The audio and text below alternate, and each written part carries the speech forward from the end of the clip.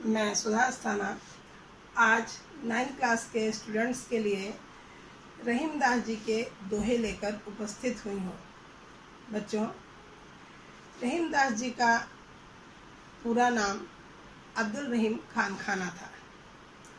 रहीमदास जी का जन्म सन 1556 ईस्वी में लाहौर में हुआ था। रहीमदास जी की योग्यता को देखकर सम्राट अकबर ने इन्हें अपने नवरत्नों में शामिल किया था। रहीमदास जी बहुत उदारशील और बहुत ही परोपकारी व्यक्ति थे, इसीलिए सम्राट अकबर ने इन्हें खान खाना की उपाधि से सुशोभित किया था। और बच्चों, रहीमदास जी मुसलमान होते हुए भी श्री कृष्ण जी के भक्त थे और रहीमदास जी की मृत्यु सन 1626 ईस्वी में हुई थी। तो बच्चों, उन्हीं रहीमदास जी का लिखे हुए दोहे आज हम पढ़ेंगे। चलिए बच्चों, अब लेसन पे आते हैं।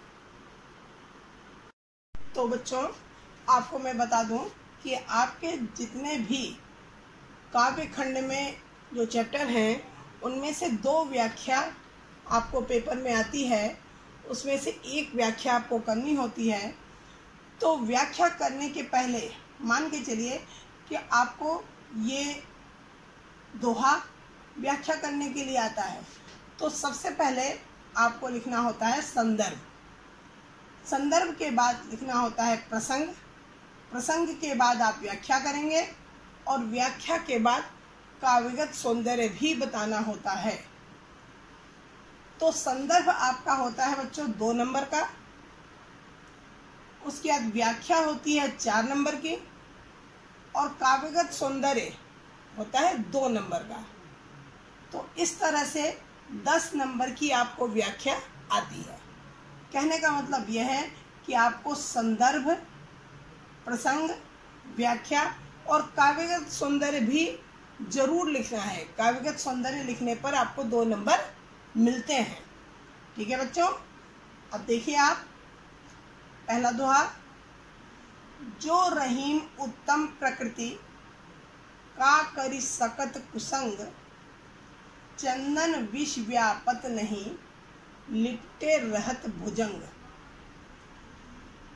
अब देखिए बच्चों, उत्तम का अर्थ है बहुत अच्छा, प्रकृति मीन्स स्वभाव, कुसंग का मतलब है बुरी संगत, विष जहर, और भुजंग का मतलब है सर्प। तो सबसे पहले आप इसका लिखेंगे क्या? संदर्भ। क्या लिखेंगे? प्रस्तुत दोहा हमारी पुस्तक के काव्य खंड में संकलित दोहा शीर्षक से उद्धृत है और इसके कवि रहीमदास जी हैं और ये दोहे रहीमदास जी के लिखे हुए रहीम ग्रंथावली से लिए गए हैं। इसके बाद आपको लिखना है प्रसंग। प्रसंग में आप लिखेंगे कि इस दोहे में, प्रस्तुत दोहे में रहीमदास जी ने अच्छे स्वभाव वाले व्यक्तियों के ऊपर बुरी संगत का कोई भी प्रभाव नहीं पड़ता है, इसके बारे में बताया है। अब आप व्याख्या करेंगे। क्या है कि रहीमदास जी कहते हैं कि उत्तम प्रकृति के, उत्तम स्वभाव वाले मनुष्यों के ऊपर बुरी संगत का कोई भी प्रभाव नहीं पड़ता। किस प्रकार? उसी प्रकार जैसे चंदन के वृक्ष पर अनेक सर्प लिपटे रहते हैं, फिर भी चंदन के वृक्ष पर सर्पों के विष का कोई प्रभाव नहीं पड़ता। चंदन का वृक्ष वैसे ही शीतलता प्रदान करता है। उसी प्रकार उत्तम स्वभाव वाले लोगों के ऊपर बुरी संगत का किसी भी प्रकार का कोई प्रभाव नहीं पड़ता। ठीक है बच्चों, ये हो गई व्याख्या। अब आपको लिखना है काव्यगत सौंदर्य। काव्यगत सौंदर्य में आपको देना होता है भाषा। भाषा आप लिखिएगा ब्रज। कौन सी भाषा? ब्रज। शैली, शैली देना होता है। शैली में आप लिखेंगे मुक्तक शैली। फिर लिखना है आपको रस। रस में आप लिखिएगा शांत। कौन सा रस? शांत रस। फिर लिखना है आपको छंद। छंद क्या है? छंद है दोहा। छंद दोहा। ठीक है बच्चों, आपको समझ में आया होगा। आगे बढ़े, दूसरा दोहा देखिए। रहीमन प्रीति सराहिए, मिले होत रंग दून, ज्यों जर्दी हरदी तजे, तजे सफेदी चून। प्रीति मीन्स प्रेम, सराहिए यानी सराहना कीजिए, प्रशंसा कीजिए। दून मीन्स दुगना। जर्दी का अर्थ है पीलापन। हरदी मीन्स हल्दी। और चून मीन्स चूना। संदर्भ सभी का एक ही रहेगा। और प्रसंग देखिए कि इसमें रहीमदास जी ने उत्तम प्रेम दो लोगों को मिलकर और ज़्यादा गहरा हो जाता है और ज़्यादा उत्तम हो जाता है, इस बात का वर्णन रहीमदास जी ने किया है। रहीमदास जी कहते हैं, अब व्याख्या देखिए। रहीमदास जी कहते हैं कि जो उत्तम प्रेम है, जो अच्छा प्रेम होता है, वो कैसा होता है? दो लोगों के मिलने पर वह और भी ज़्यादा गहरा हो जाता है, उसका रंग और ज़्यादा गहरा हो जाता है। किस प्रकार?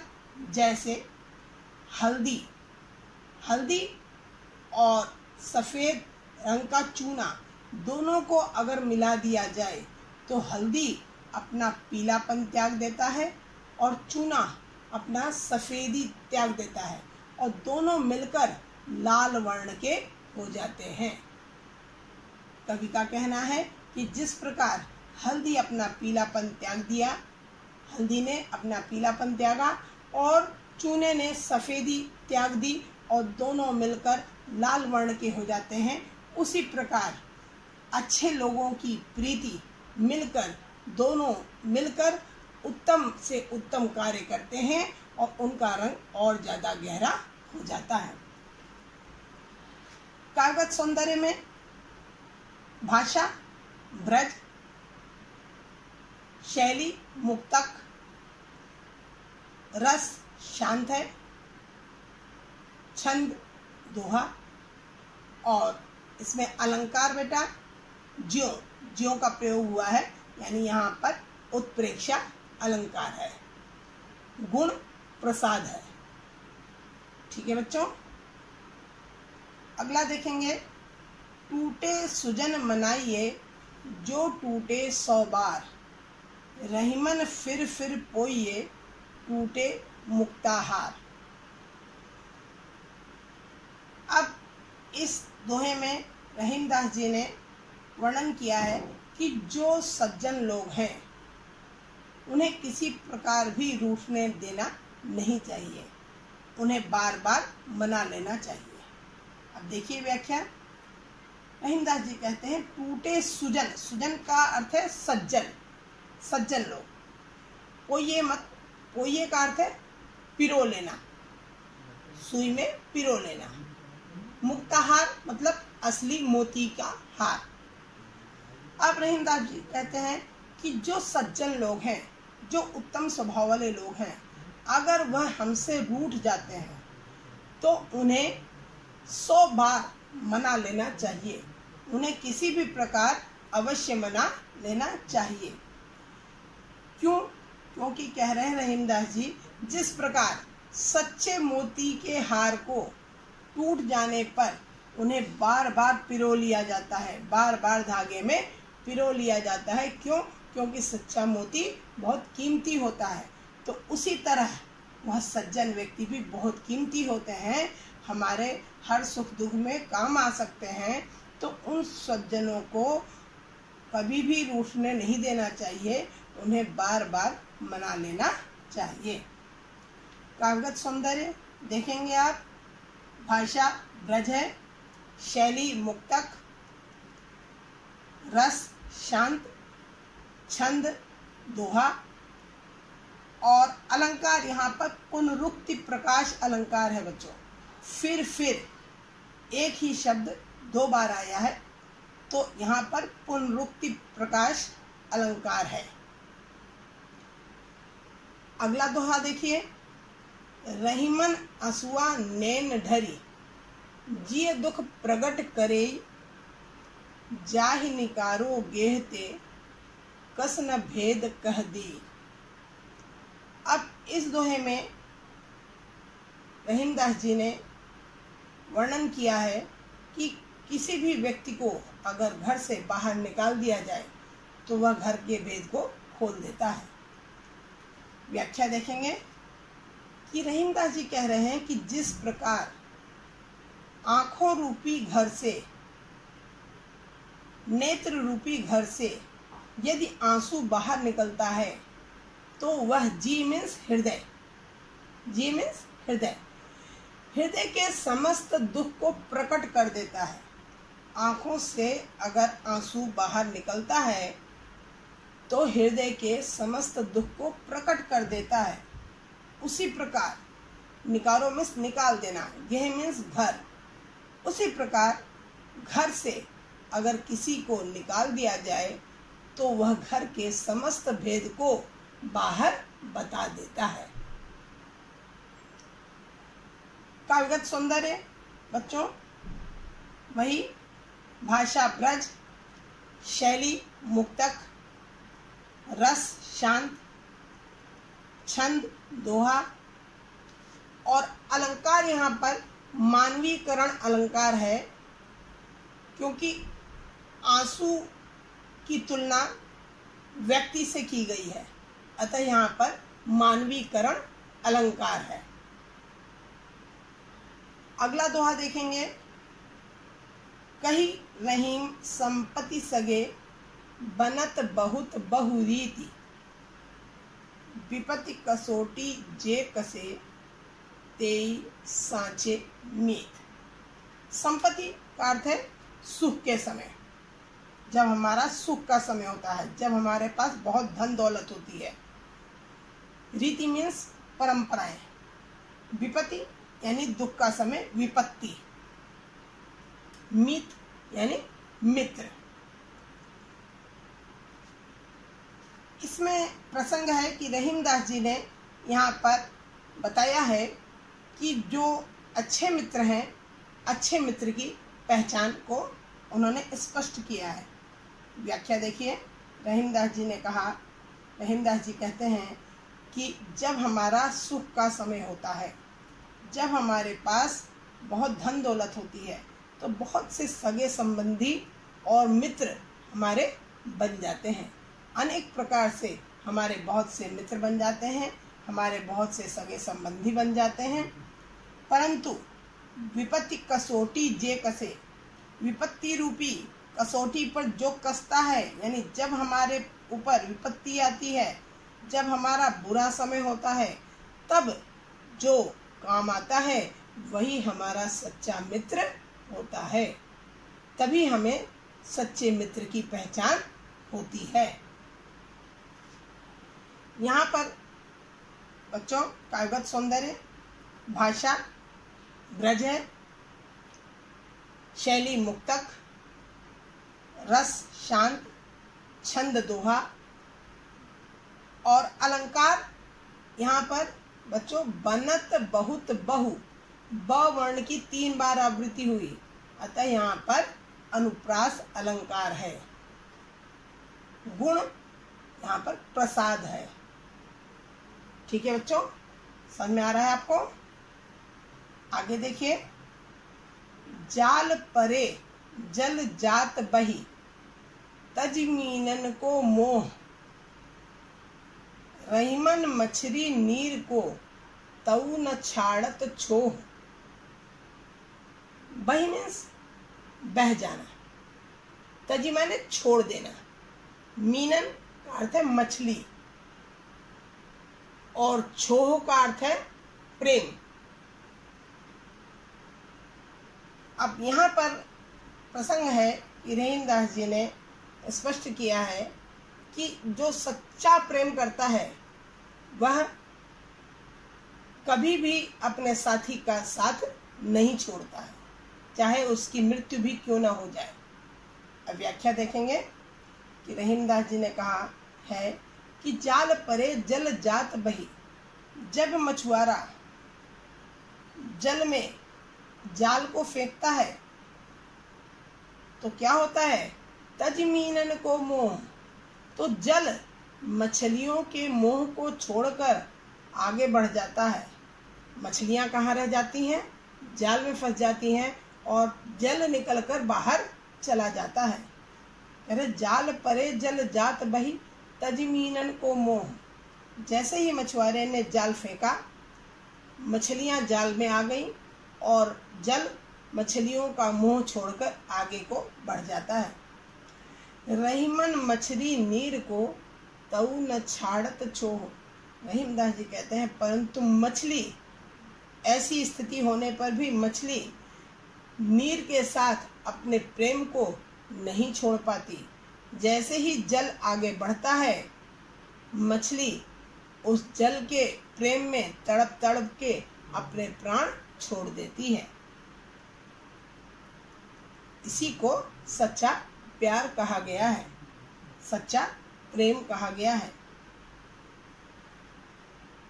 काव्यगत सौंदर्य बच्चों, वही भाषा, ब्रज, शैली, मुक्तक, रस, शांत, छंद, दोहा और अलंकार यहाँ पर बताया है कि जैसे मछली की तुलना किससे की गई है, मछली को नीर के साथ बताया है कि मछली जल से इस प्रकार प्रेम करती है कि वह तड़प तड़प के अपना प्राण छोड़ देती है। तो यहाँ पर अलंकार बताया गया है कि मछली और जल के प्रेम को उपमा अलंकार के रूप में बताया गया है। अगला देखेंगे, दीन सबन को लखत है, दीन ही लखे न कोय। जो रहीम दीन ही लखे, दीन बंधु सम होय।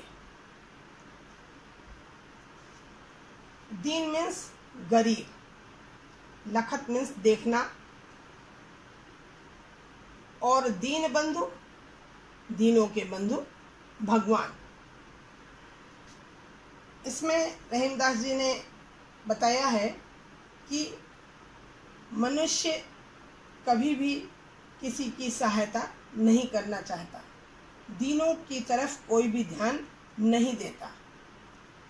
इसी का वर्णन किया है, व्याख्या देखेंगे कि रहीमदास जी ने कहा है कि दीन व्यक्ति, गरीब व्यक्ति सबकी तरफ उम्मीद भरी नज़रों से देखता रहता है।